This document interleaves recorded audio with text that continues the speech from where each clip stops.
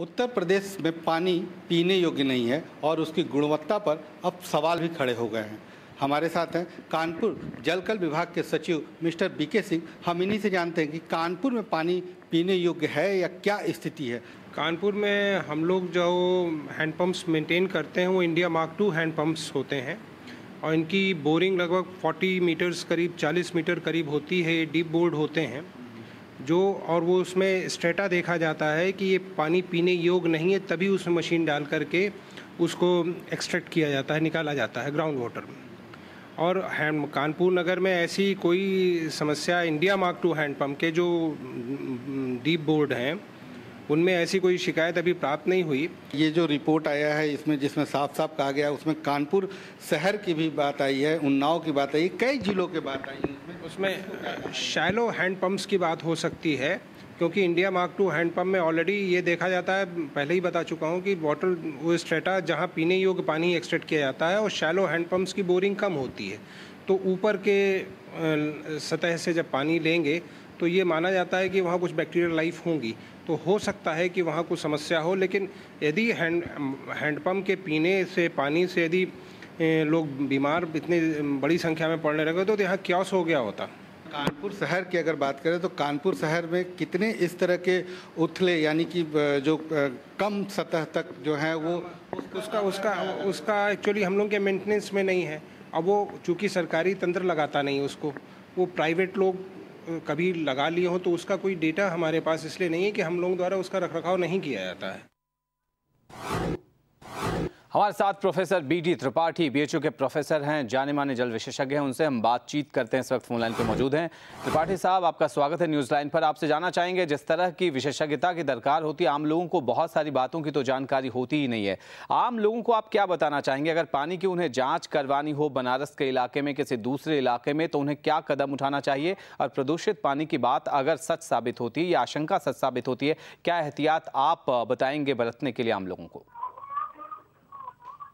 ऐसा है कि पानी की गंदगी का यदि जांच कराना हो जी, तो यहाँ पर काशी हिंदू विश्वविद्यालय के अंदर कई प्रयोगशालाएं हैं जहाँ पर कि पानी का जांच होता है और वहाँ पर लोगों को संपर्क करना चाहिए। और दूसरी बात क्या जानना चाह रहे थे आप? दूसरी बात मैं ये कह रहा था कि अगर आम लोगों को ये लगता है कि उनके इलाके में जब रिपोर्ट आ जाती है, बात बिल्कुल सच साबित होती है कि प्रदूषित पानी है, क्या उन्हें एहतियात बरतना चाहिए? प्रशासनिक अधिकारियों को आप अपनी तरफ से क्या कहना चाहेंगे? क्योंकि जो बहुत ही गहराई में बोरिंग कई बार नहीं हो पाती, ये भी बहुत बड़ी वजह होती है कि जलजनित बीमारियों वाला पानी आम लोग पीने लगते हैं उसकी वजह से। ऐसा है कि अभी आज के डेट में जो बनारस और उसके आसपास के इलाके का पानी है जी, वो करीब 60 से 70 फीट तक का पानी जो है प्रदूषित हो रहा है और उसमें नाइट्रेट की मात्रा काफी अधिक आ रही है। इसी के साथ साथ देखा होगा आपने कि बहुत सी इंडस्ट्रियल इफ्लुएंट जिसमें लेड, कैडमियम, क्रोमियम और निकेल, कॉपर, ये सारे जहरीले रसायन भी होते हैं, उन चीजों की भी मात्रा पानी के अंदर बढ़ती जा रही है।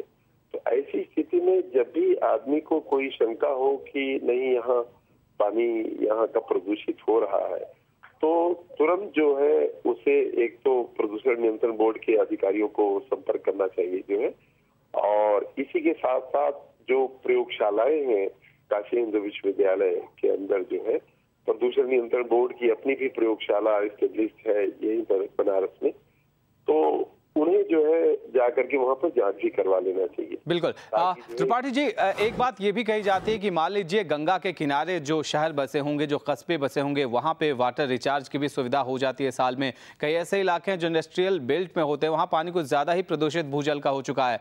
आम लोगों के लिए मुश्किल ये होती है कि कई बार प्रयोगशालाएं वो जाना नहीं चाहते या उनके पास इतने इंतजाम नहीं होते, साधन पैसे खर्च करने के लिए होते नहीं कि वो जाके जाँच कराएं, इंतजार करें, रिपोर्ट देखें, उसके बाद फिर वो विशेषज्ञों से सलाह लें। घर में अगर पानी मान लीजिए भूजल से किसी रूप में प्रदूषित हो, कोई ऐसा एहतियाती उपाय है जिसके जरिए आम लोग उस प्रदूषित पानी को सही कर सकते हैं, पीने लायक बना सकते हैं?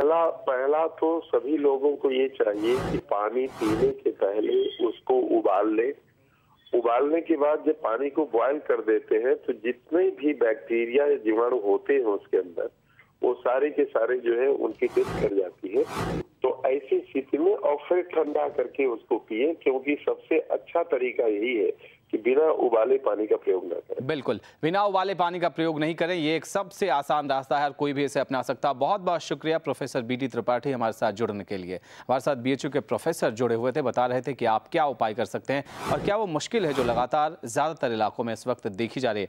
हमारे दर्शक लगातार हमें कॉल करें। इस वक्त प्रबुद्ध नगर से ललित शर्मा हमारे दर्शक जुड़े हुए हैं फोन लाइन पे। ललित जी बताइए, आप क्या कहना चाहेंगे? सर मैं ये कहना चाहता हूँ, पहले तो मैं महुआ न्यूज चैनल का धन्यवाद देना चाहता हूँ कि आपने ये चैनल चलाया है उत्तराखंड का। और दूसरी बात ये है, जो गरीब लोग हैं वो तो इतनी गुणवत्ता नहीं जा सकते, जो अनपढ़ लोग हैं इसके पीछे तो सरकार को कुछ आगे आना पड़ेगा। क्यों सभी लोग तो चेक नहीं कर सकते, पानी को ना उबाल सकते। कुछ लोग तो ऐसे हैं जो बाहर से पानी भरते हैं और पी लेते हैं। इसके लिए सरकार को आगे आना पड़ेगा सर।